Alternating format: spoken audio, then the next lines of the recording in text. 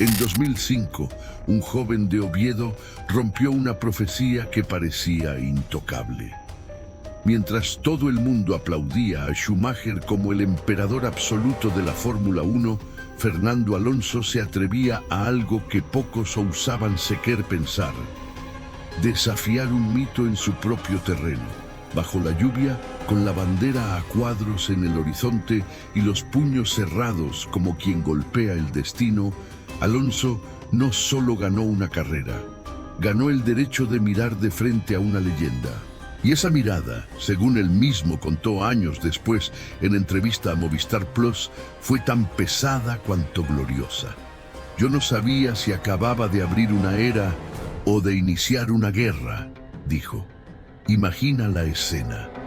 Schumacher, de rodillas en el box, sin casco, respirando con dificultad, como si el universo hubiera cambiado sin avisarle. Porque cambió. Por primera vez desde 1994, el dueño del paddock sentía que el reloj avanzaba, y no era a su favor.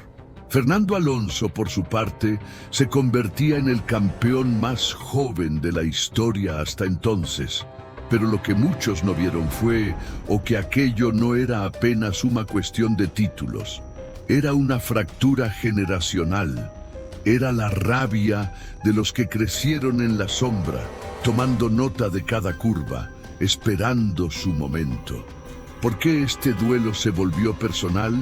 Porque no era solo velocidad, era estrategia, era política, era ego. Alonso llegó con la frialdad de quien entendía que para derrotar un imperio no basta con ser rápido, hay que ser preciso, hay que saber dónde atacar. Y atacó.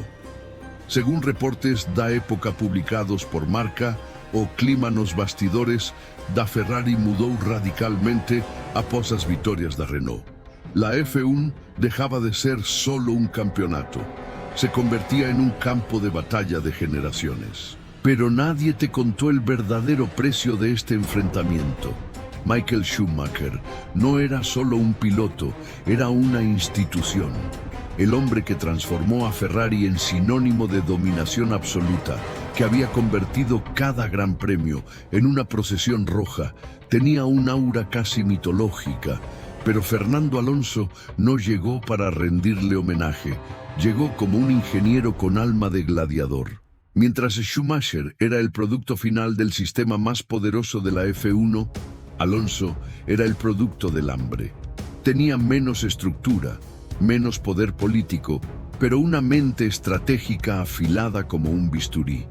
Mientras uno pilotaba para mantener el trono, el otro corría para demolerlo.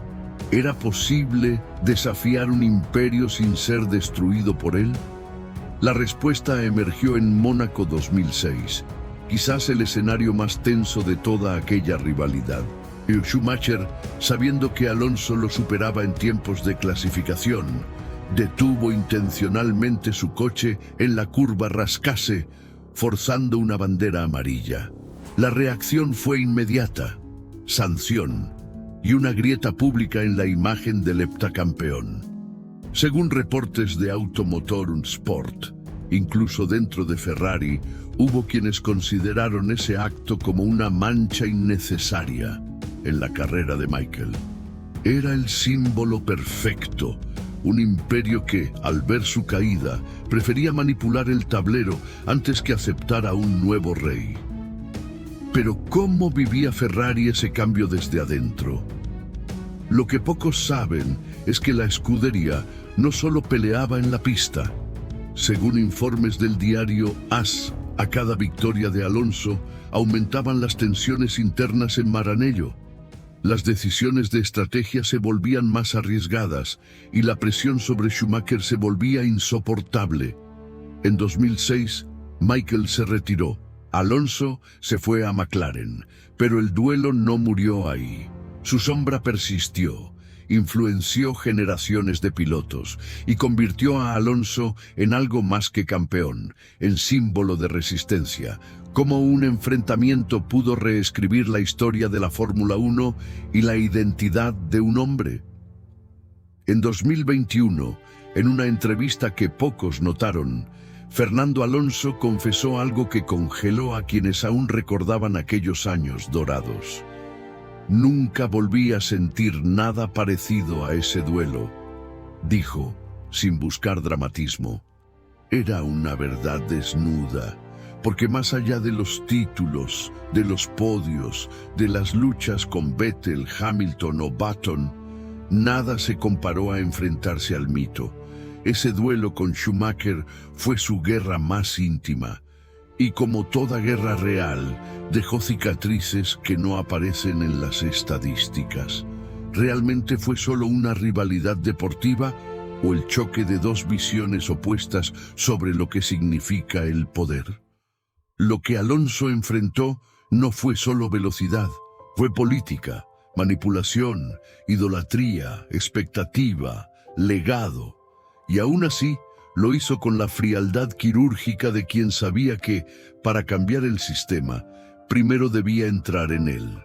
Su trayectoria posterior fue una montaña rusa de decisiones difíciles, como su paso turbulento por McLaren, sus idas y venidas na F1, pero su legado permaneció intacto, porque vencer a un mito no significa ocupar su lugar, significa desafiar su esencia. Y para hacerlo, Alonso tuvo que convertirse en uno. Pero, ¿a qué costo? Hoy, Leclerc dice que Alonso aún es el más completo. Norris lo estudia como quien estudia una obra maestra. Y hasta Verstappen, que domina hoy como Schumacher lo hizo antes, sabe que hubo un español que enfrentó al dragón y no se quemó. Entre Alonso y Schumacher nunca hubo amizade fácil, mas sin respeto eterno, porque sabían que habíanse elevado mutuamente ao limite. Quizá por eso, los dioses del asfalto nunca se jubilan del todo. Muchísimas gracias a todos por su increíble participación y comentarios en el último vídeo. Cada palabra que comparten, cada reflexión y cada opinión hace que este canal sea aún más especial. Ustedes no solo son espectadores, son parte fundamental de esta comunidad. Juntos seguimos creciendo, aprendiendo y compartiendo nuestra pasión por la F1 y sus historias más épicas. No olviden dejar su huella en los comentarios. Su opinión siempre cuenta y nos motiva a seguir creando contenido que realmente les importe.